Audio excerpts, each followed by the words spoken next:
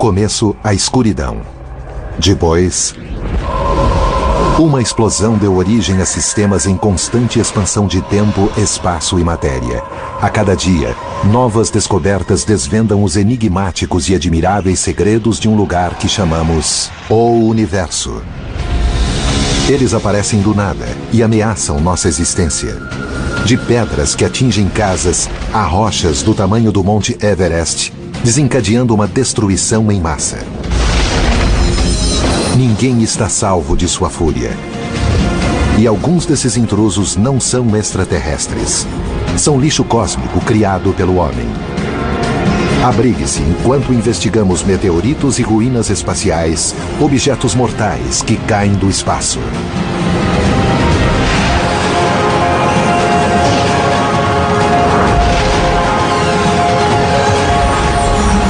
O Universo caiu do espaço.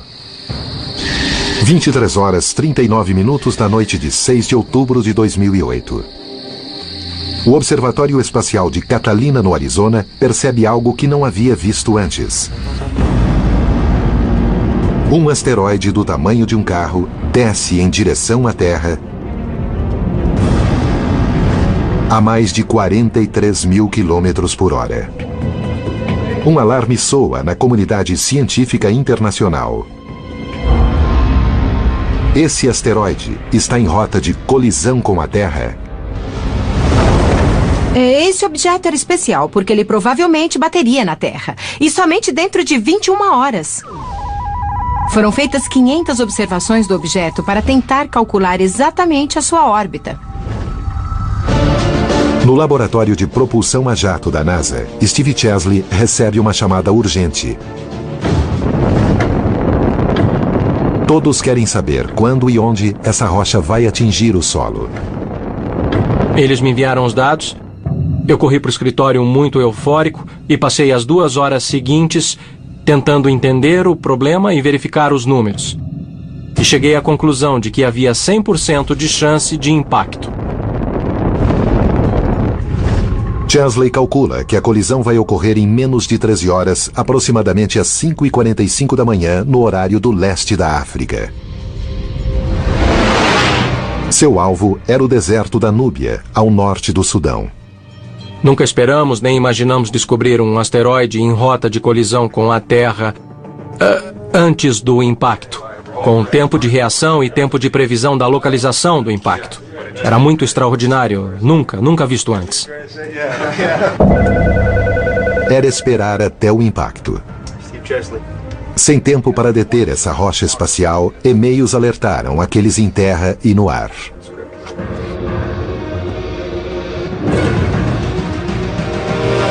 Às 5h45 da manhã. O momento chegou. Um piloto comercial voa sobre o Sudão. Ele testemunha uma bola de fogo atingindo a atmosfera da Terra com a energia de aproximadamente 1000 toneladas de explosivos. Quando ela entrou na atmosfera, começou a queimar e a brilhar. De certa forma, a pressão no corpo foi tão fantástica com a pressão atmosférica que ele explodiu. Essa explosão pareceu uma explosão sônica.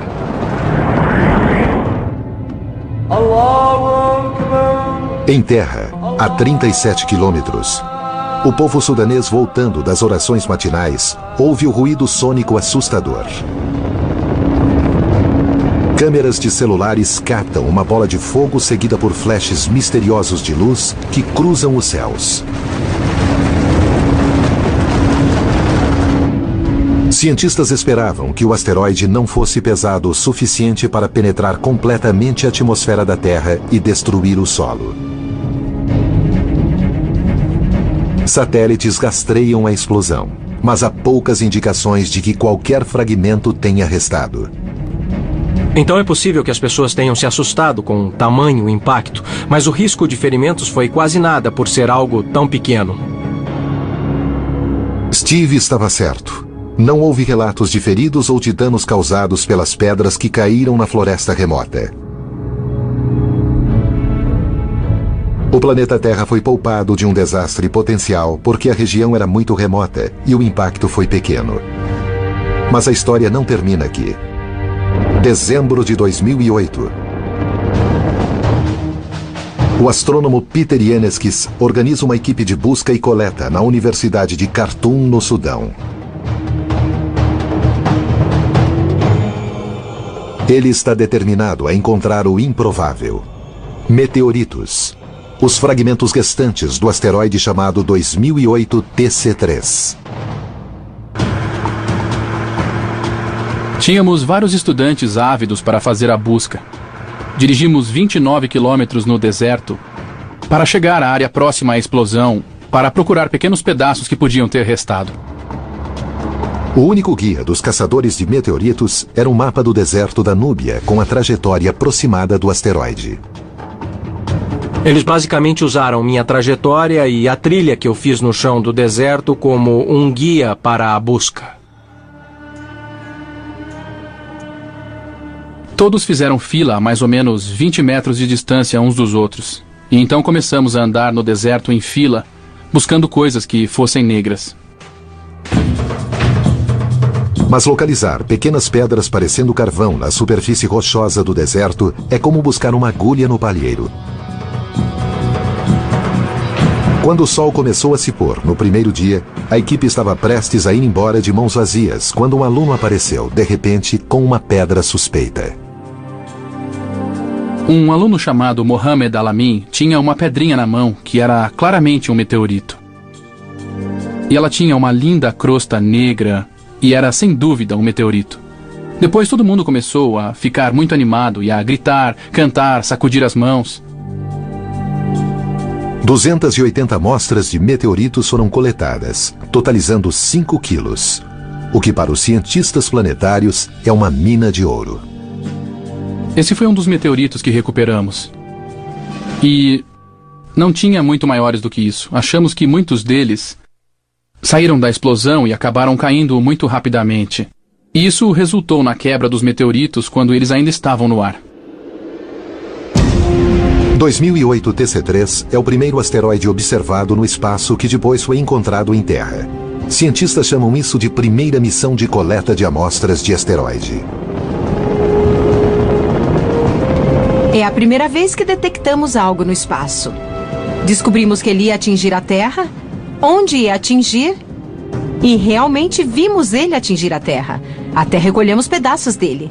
Isso é impressionante. Toda essa experiência foi fantástica para nós. Foi um teste excelente para nos prepararmos para a possibilidade de ter que lidar com um impacto maior no futuro.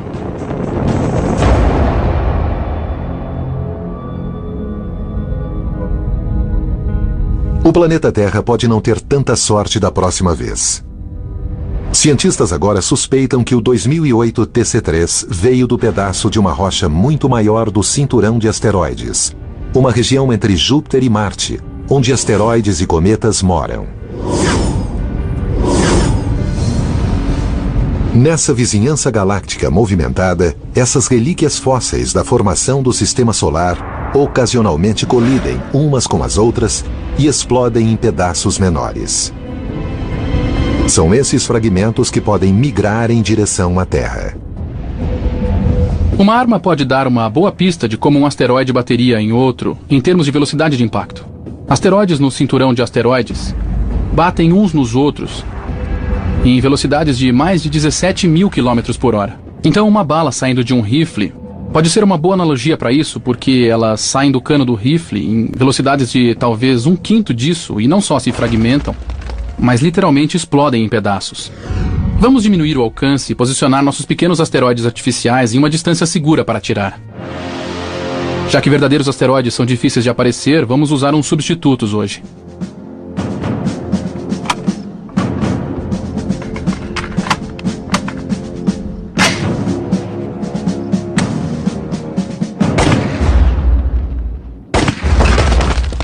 Esses impactos à bala são comparáveis às colisões no cinturão de asteroides. Vamos ver quais são os resultados aqui. Isso aqui é bem típico dos resultados de impacto de um asteroide, porque você tende a ter alguns pedaços grandes, vários de tamanho médio, mas a natureza é boa mesmo em fazer vários e vários pedaços pequenos. Esses fragmentos de 1 quilômetro são o que vemos hoje como asteroides próximos à Terra. São fragmentos que seguiram seu caminho desde o principal cinturão de asteroides, se aproximaram do sistema solar, passando por nosso planeta ou talvez colidindo com nosso planeta. Esses objetos próximos à Terra transformaram nosso espaço próximo em uma zona perigosa. As velocidades nas quais esses objetos correm em torno do sistema solar são parecidas às de um monte de carros correndo loucos pela estrada. Os veículos viajam em altas velocidades.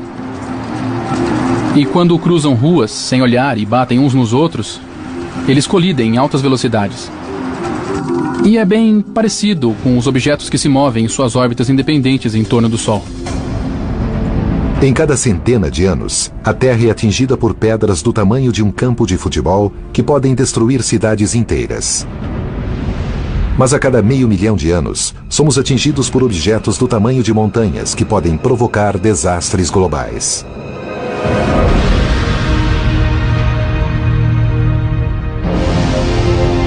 A atmosfera da Terra, uma camada de gases que rodeia nosso planeta, incinera a maior parte dos materiais. Mas ocasionalmente, alguns objetos maiores e mais pesados passam direto. Assim que entram na atmosfera da Terra, eles são desacelerados pela atmosfera e vão perdendo totalmente a velocidade com a qual entraram. Durante esse tempo, você vê a tal bola de fogo. Mas assim que perdem aquela velocidade com a qual entraram, essencialmente caem em velocidade terminal na superfície da Terra.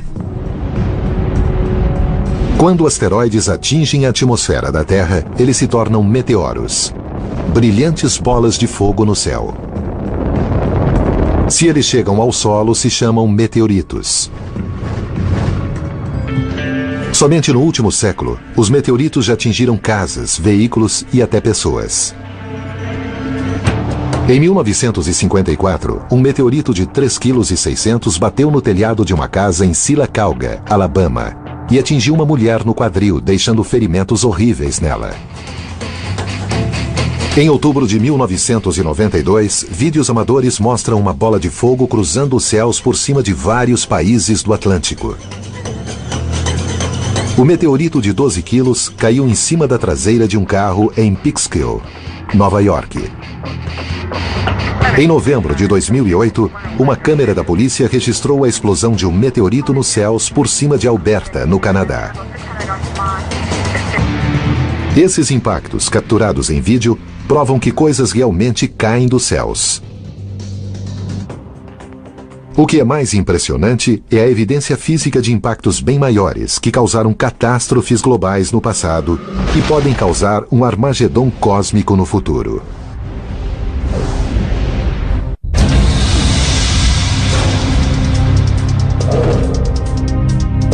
A Terra nem sempre foi local ideal para seres humanos.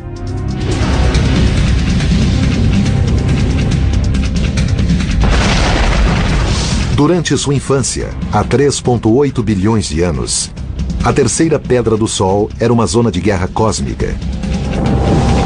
Durante esse breve período chamado de intenso bombardeio tardio, bilhões de pedaços da formação do Sistema Solar atingiram nosso planeta em escala 20 vezes maior que hoje.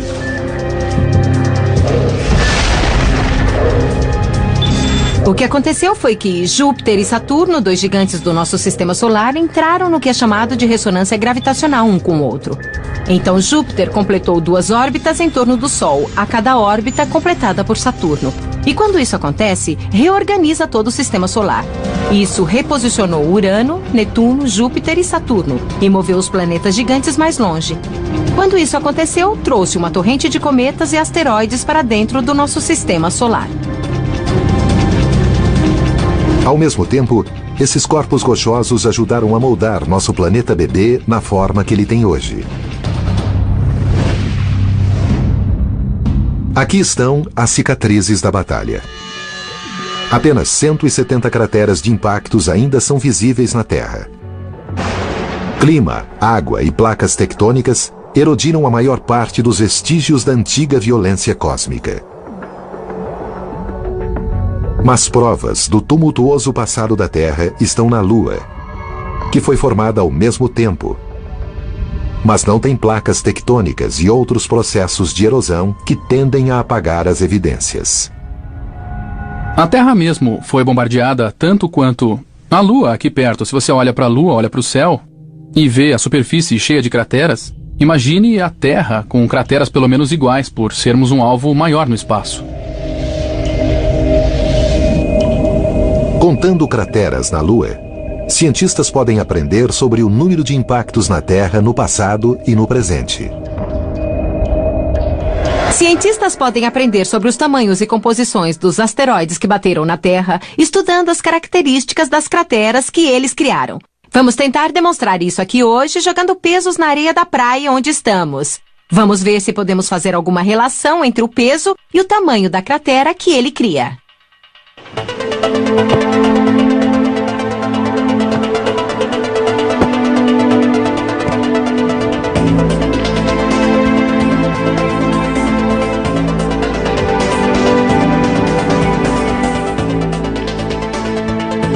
Baseado em minhas medidas, eu calculo que essa praia foi impactada por 3 rochas de 25 centímetros de diâmetro, 5 rochas de 15 centímetros de diâmetro e 11 de 5 centímetros de diâmetro. Essa técnica para medir tamanho e frequência das crateras nessa praia é bem similar à técnica que os cientistas usam para entender a frequência de impactos através da história da Terra.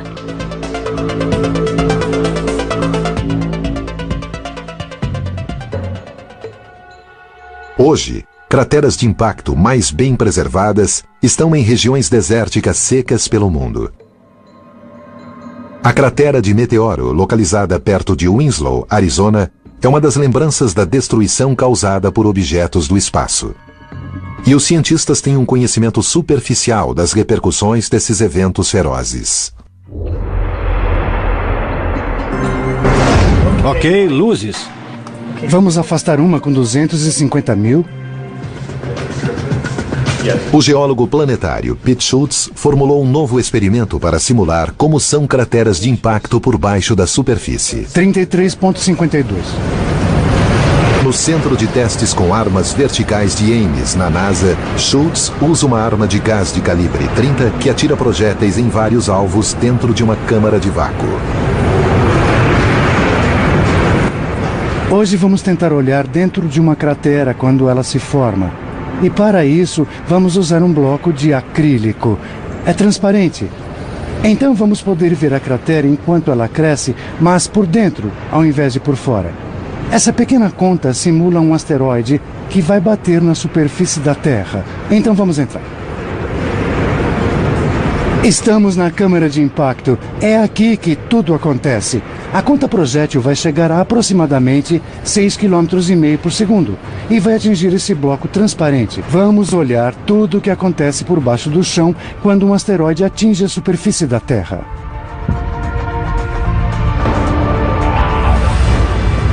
Fora da câmara, câmeras de alta velocidade vão documentar o profundo impacto de vários ângulos.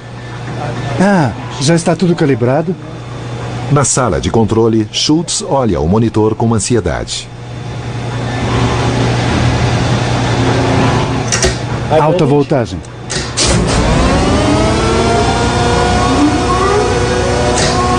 Luzes de aviso. A arma vertical dispara o projétil de vidro no bloco de acrílico. Que beleza! Nossa! Isso ficou lindo de morrer. O experimento foi um sucesso esmagador. Puxa! Aqui temos um impacto, mas agora vemos esse vapor. Isso é gás quente. Ele está numa temperatura próxima da superfície do Sol. Depois ela some, resfria e aí começa a formar a cratera com o que sai. Agora vemos a cratera realmente começando a se formar por dentro. Isso é incrível. Eu vou ver o que fizemos. Nossa, acabamos com ele. Agora podemos ver como essas fendas se desenvolvem no tempo. Então, se fosse um grande impacto, essas fendas poderiam aumentar e toda a cratera poderia depois desabar para dentro e sumir. Experimentos de impacto no centro de testes mostraram a destruição em larga escala causada pelos asteroides que caem do espaço. Quando vemos um impacto, não são só fendas e rachaduras. Também vemos o vapor se expandindo. Isso afeta a vida e afeta a sobrevivência. Se esse impacto ocorresse na Terra e fosse em maior escala, simplesmente fritaria a atmosfera. Espalharia pedaços. E quando atingissem a Terra de novo, causariam mais devastação. Cientistas descobriram que impactos do espaço afetaram a evolução da vida na Terra. Sabemos que, na verdade, o fluxo de meteoritos batendo na Terra foi bem maior no passado do que é hoje. E sabe-se da ocorrência de um grande impacto, por exemplo, há 65 milhões de anos atrás, na passagem do período Cretáceo ao Terciário.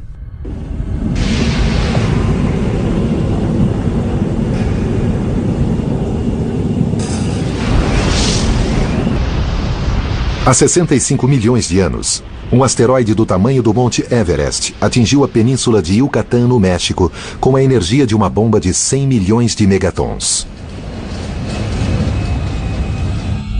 Ele criou uma cratera de 160 quilômetros embaixo da água que foi finalmente descoberta nos anos de 1980.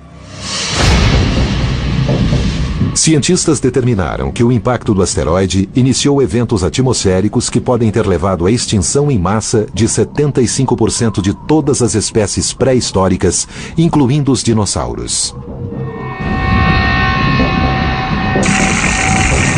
Houve muitos supostos efeitos que podem ter levado às extinções. O aquecimento da Terra, por exemplo, pelo que foi ejetado e talvez tenha levado a incêndios. O envenenamento da atmosfera com os gases produzidos pelo asteroide vaporizado. Foram todos os desastres ecológicos que você possa imaginar acontecendo ao mesmo tempo. Mas essa foi a última vez que um asteroide desencadeou uma extinção em massa? Uma nova teoria controversa sugere que uma rocha espacial foi responsável pelo desaparecimento dos mega-mamíferos da América do Norte da Era do Gelo.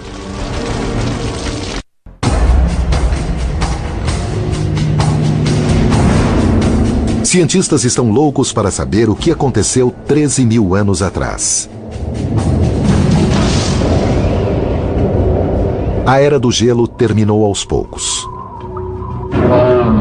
O continente norte-americano era habitado por animais imensos como o mamute lanoso, o mastodonte, a preguiça gigante e o urso de pernas longas. Mas alguma coisa fez com que 35 grandes agrupamentos de espécies desaparecessem do registro fóssil. Muitos acham que o antigo povo Clovis, uma sociedade que caçava e criava, matou os megamamíferos. Mas novas evidências surpreendentes sugerem que um objeto do espaço pode ter levado ao fim das criaturas gigantes. Há 13 mil anos, o clima mudou repentina, rápida e dramaticamente. Parece que houve um evento extraterrestre, um enorme meteorito, um asteroide ou um cometa explodindo na atmosfera. E de repente, o planeta foi jogado de volta em uma pequena era do gelo. A América do Norte vivenciou um breve retorno às condições da Era do Gelo. Então, pode haver uma relação entre esse resfriamento e o desaparecimento dos megamamíferos?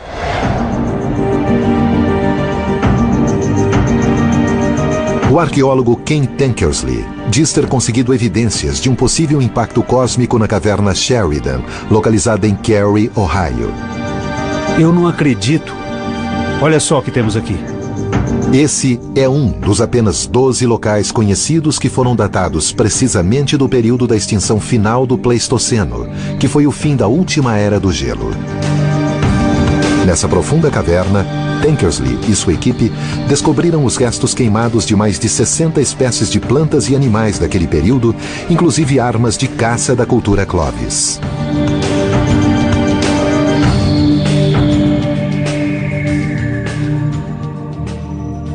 Eu não acredito. Isso é uma lança Clovis, feita com uma costela de um megamamífero, provavelmente um animal grande, como o mastodonte.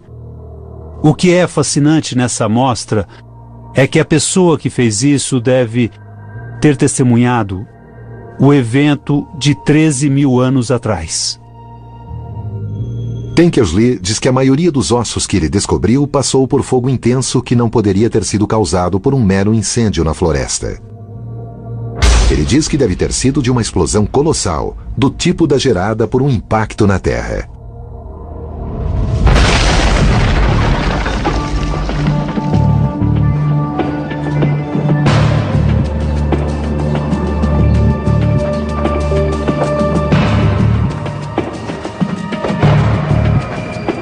E o arqueólogo diz que encontrou a arma fumegante. Olha só o que temos aqui. Está escondido em camadas geológicas escuras de sujeira chamadas de tapete negro, que datam de 12.900 anos atrás. Essa camada foi descoberta em mais de 50 locais na América do Norte. Vamos ver nessa área negra se podemos raspar por cima, revelando mais áreas negras. Ah, boa! Estamos literalmente nesse local, olhando para o contato com o fim da última era do gelo. E essa camada oxidada por cima dela foi onde os megamamíferos se extinguiram. Nessa camada sedimentar, alguns cientistas dizem ter encontrado peças-chave de evidências que apontam para um impacto cósmico. Elas incluem esférulas de carbono criadas por fogo intenso, diamantes formados em extremas temperaturas e pressões, Lonsdaleite, diamantes raros em forma hexagonal que só são encontrados em meteoritos, e micrometeoritos, peças minúsculas de ferro e níquel que vêm do espaço. Se pegarmos um ímã e passarmos nessa camada oxidada, suspeito que vamos pegar alguns micrometeoritos. Você pode ver como os sedimentos aderem, e assim como o ímã pega ferro dessa camada, ele também adere a esse meteorito. Isso sugere que, por termos uma alta concentração de micrometeoritos nessa camada e uma completa ausência acima ou abaixo, no evento que aconteceu cerca de 13 mil anos atrás, algo dramático ocorreu aqui.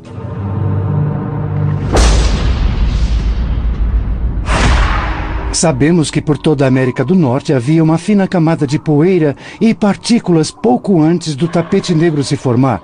Isso indica que algo aconteceu bem antes do evento, ou seja, da mudança de clima. O que foi, ainda não sabemos exatamente, só sabemos que algo aconteceu. Até hoje, nenhuma cratera de impacto foi encontrada. Mas uma rocha espacial não tem que chegar ao solo para gerar uma devastação em massa.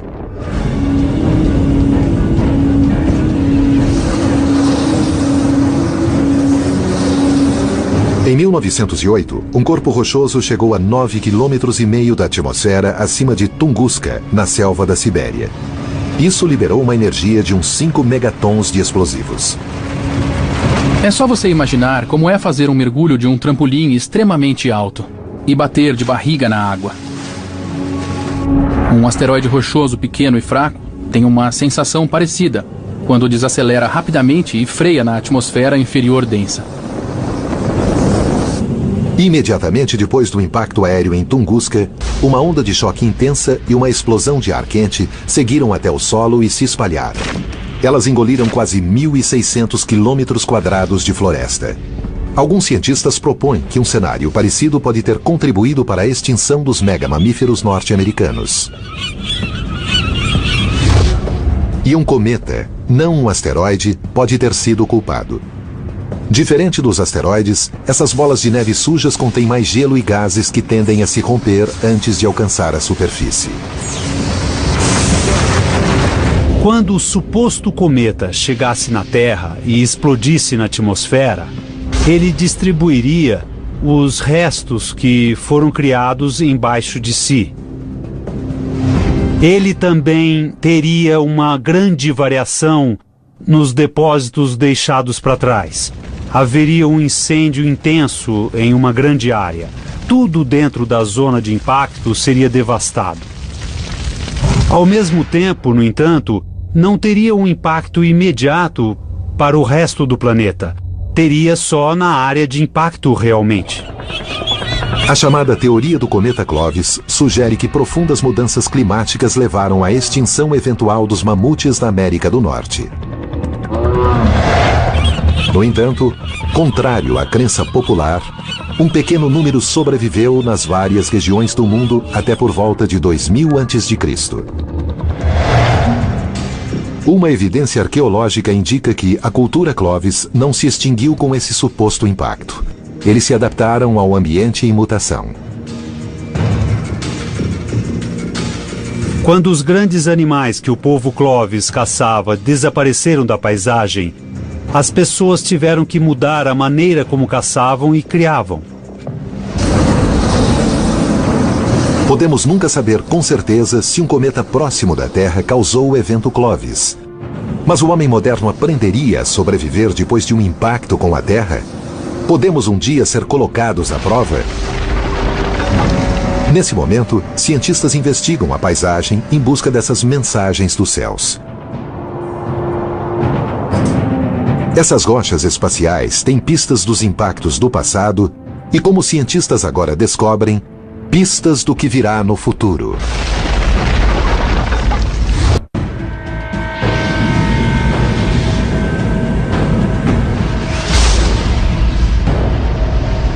Extinção em massa. Crateras de quilômetros de largura. Paisagens queimadas. Tudo criado por objetos do espaço. Meteoritos invadem nosso planeta desde a formação do Sistema Solar. Então, onde achamos tipicamente essas rochas? A maioria dos meteoritos são mais facilmente encontrados em regiões desérticas secas, como, por exemplo, no deserto do Saara ou até mesmo em desertos frios como na Antártida, onde não há muita vegetação ou não há muitas pedras para confundir. No entanto, meteoritos caem em toda a parte da Terra com igual probabilidade. A química cósmica Meenakshi Wadua viajou o mundo em busca de meteoritos e agora supervisiona a maior coleção de meteoritos baseada numa universidade no mundo. Estamos vendo uma coleção de meteoritos do Centro de Estudos de Meteoritos da Universidade do Arizona. Há basicamente 3 tipos diferentes de meteoritos. Há meteoritos de pedra e ferro e meteoritos de ferro. Mas a maioria deles, de todos os 3 tipos, tem alguma quantidade de metal. Então você pode distinguir rochas terrestres dos meteoritos pela concentração de metal dos meteoritos. A outra maneira de realmente distinguir um meteorito de uma rocha terrestre é você ver uma crosta de fusão nos meteoritos que é formada nesses objetos quando eles caem na atmosfera da Terra. A maioria dos meteoritos coletados vem do cinturão de asteroides entre Júpiter e Marte. Mas quase 4 dúzias deles vieram da nossa Lua e do planeta Marte. A ideia é que você provavelmente teve um corpo de asteroide grande que colidiu com a Lua ou com Marte e ejetou pedaços da crosta da Lua ou de Marte. E essas partes provavelmente caíram nas órbitas instáveis que cruzam a Terra. E essas partes chegaram à Terra sim. Esse aqui é um pedaço de meteorito lunar e acreditamos que ele veio das regiões montanhosas da Lua. Sabemos que é um meteorito lunar porque pudemos compará-lo com amostras que foram trazidas das missões da Apollo no fim dos anos 60 e início dos 70. Meteoritos são objetos de pesquisa preciosos. Apesar de destruírem vidas por várias vezes, eles podem também fornecer elementos químicos necessários à vida na Terra. Esse possivelmente é um dos mais bem estudados meteoritos no mundo. Ele caiu em 1969, no México. E o interessante a se notar nessa rocha é que esses grãos brancos devem ser os sólidos mais antigos que se formaram no nosso sistema solar enquanto ele se formava há 4,5 bilhões de anos. Esses grãos brancos, combinados com a química atmosférica e componentes orgânicos da Terra, podem ter formado uma mistura de aminoácidos, elementos essenciais para a vida. Então os meteoritos têm um papel muito importante, possivelmente na formação da vida em nosso planeta e certamente na evolução da vida no nosso planeta. Meteoritos podem ter fornecido os componentes necessários para seres vivos. Mas eles podem ser fontes de graves preocupações quando descem do espaço sem aviso.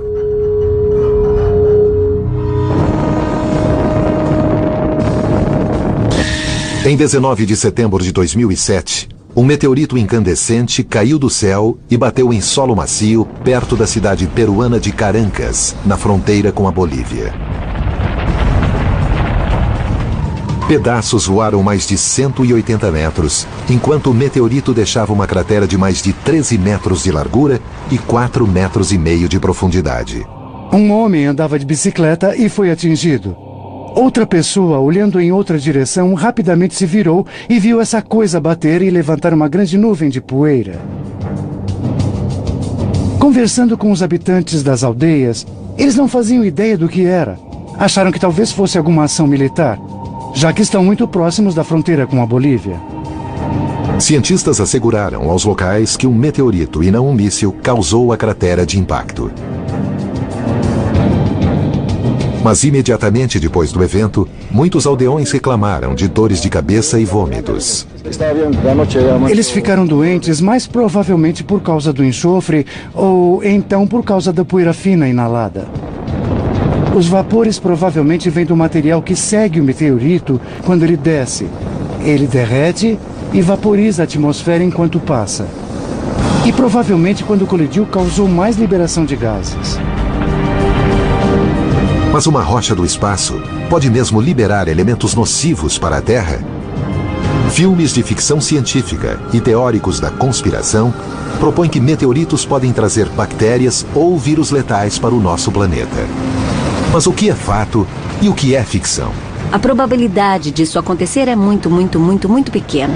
Se aquela rocha chegasse à Terra e a forma de vida microbial sobrevivesse de algum jeito, ela consideraria a nossa atmosfera muito tóxica. Qualquer micróbio que evolua para anaeróbico em um ambiente sem oxigênio não consegue sobreviver com oxigênio. A possibilidade de que o meteorito peruano tenha causado uma guerra biológica é remota. Mas se esse pequeno meteorito rochoso colidisse com uma aldeia próxima, o resultado teria sido diferente.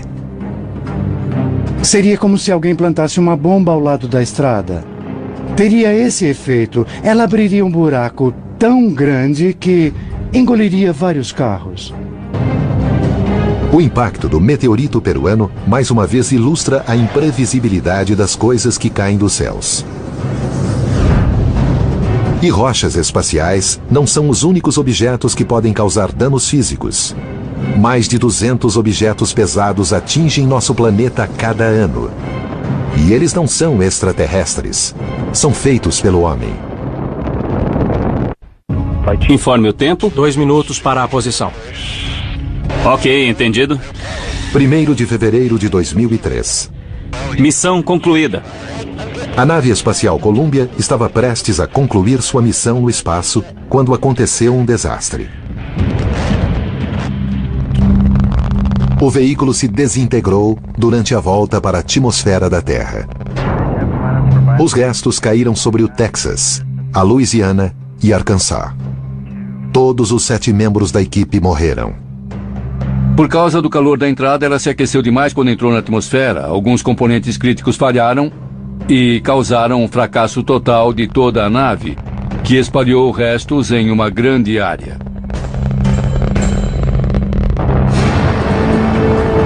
Desastres com naves na entrada da atmosfera são raros, mas as ruínas espaciais não. Desde o início da era espacial, foguetes carregam milhares de satélites para órbitas em torno de nosso planeta. Como resultado, sujamos o espaço com pedaços gastos de foguetes, satélites mortos, tanques de combustível e também porcas, parafusos e fragmentos de colisões e explosões com outros pedaços. Esses restos abandonados no espaço flutuam em torno de nosso planeta como uma lixeira cósmica, e alguns um dia caem na Terra. A questão é quando e onde. Coisas que entram na atmosfera são um risco. O verdadeiro risco é de que algo que passe pela atmosfera atinja uma pessoa no chão. 54 toneladas de lixo espacial já caíram no solo da Terra.